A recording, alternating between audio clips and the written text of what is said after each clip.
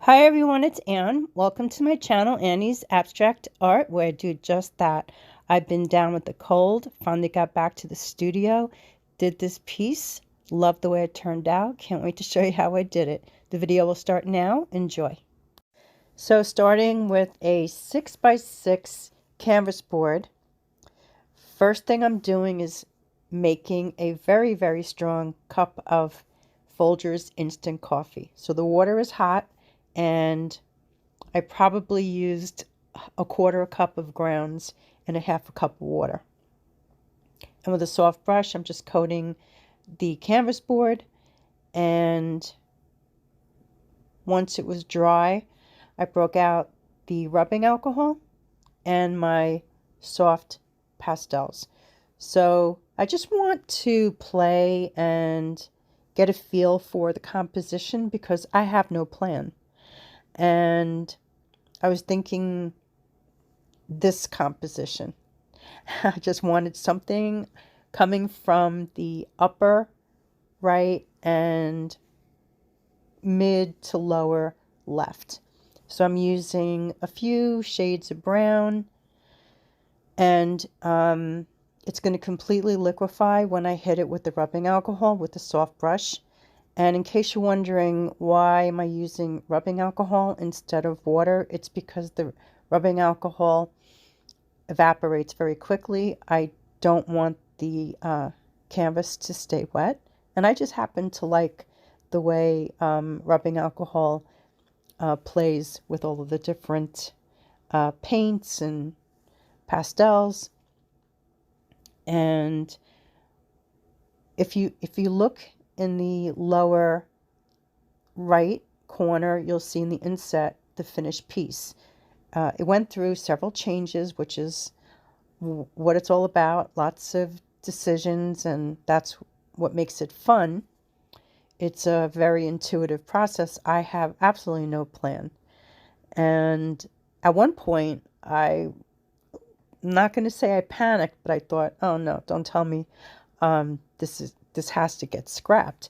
But I'll let you know at what point that was. And it ended up being a win-win. So don't give up. That's what I'm going to tell you. Don't give up, because just when you think it's going to go south, it's probably a hidden opportunity.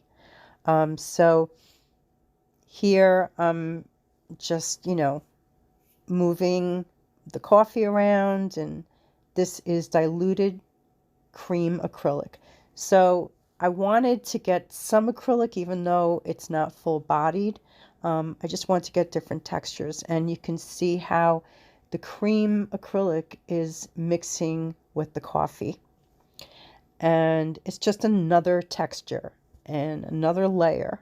And that's what this piece is all about. It's about different textures and layers upon layers. So here I'm just adding more of the diluted cream acrylic.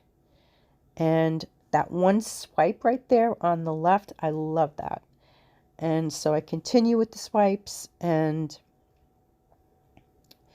there's different layers here. So once I'm done with this kind of like translucent layer, I go over it again. You can see how much brighter that layer is. And you can really build up the layers just doing that. The important thing is to let it dry in between so that it doesn't blend, and you get the full impact of each layer's color. Hope I'm making sense. So this is the paint stick, and while the paint was still wet, I scraped into it to get some lines. It's one of my favorite things to do. And always dry, dry, dry. Sometimes I don't, but most of the time I do. And so once that was done, I like the way that looks as is, but I knew it wasn't ready. So this is embossed paper. I took an index card and I put it through an embossing folder on my Sizzix. And what I love about this is that when I tear it, it's all of the little perforations create a jagged edge. So you're going to see when I hit this with the coffee, you'll see the embossed pattern. It's amazing. I love that. I have a bunch of embossing folders with different patterns, but this is my favorite one.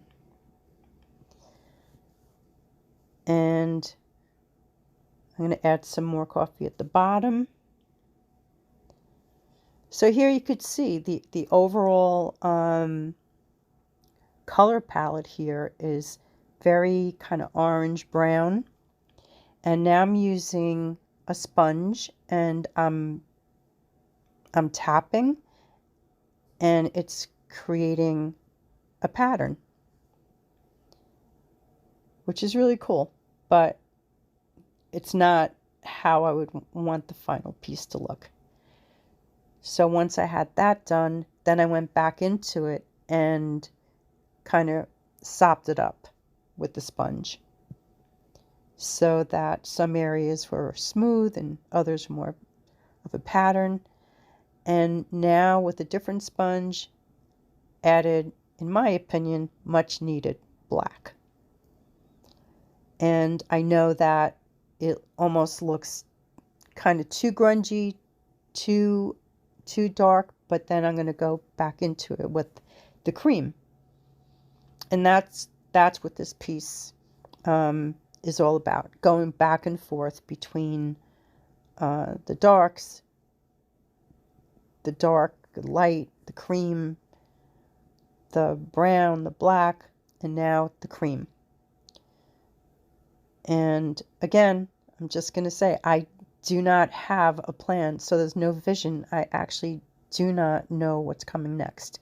This is all-purpose joint compound, and so I want some more texture, and it goes on kind of like a putty and dries white.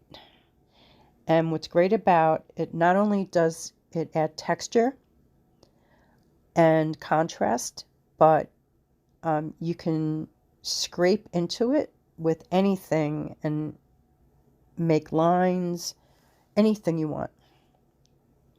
You can use stencils with it, almost like modeling paste. And so I'm still working it. And here I'm using the edge of the card to get some more of those lines, texture. And at this point, I still haven't decided what I want to do with that embossed piece right there, but I knew that I wasn't going to leave it as is.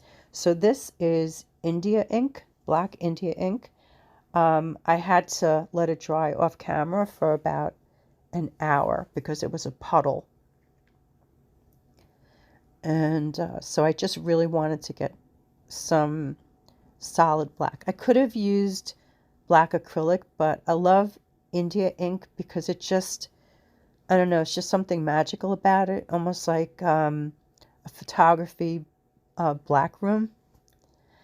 And so I'm just adding it to all the edges. And now it's dry. And now I'm going into the piece again with white. I think that's white. Pretty sure it's white. And just brightening it up. And I'm hitting the paper, the embossed paper, a little bit on the edges. And here I'm going to make some gray. So you can see the white on the right with the dot of black. And so when I mix it, so that was India ink that and white acrylic. So I'm just going to add some gray to the top. So we have cream and we have the reddish brown and the black and the white and the gray, if I didn't say it already.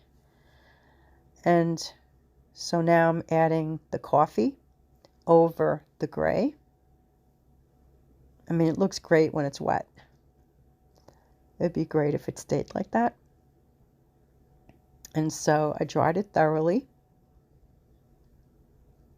And now with my non-dominant hand, I'm a righty, so with my left hand, I used a Stabilo all pencil to make a few lines. And just hitting the edge here with black acrylic.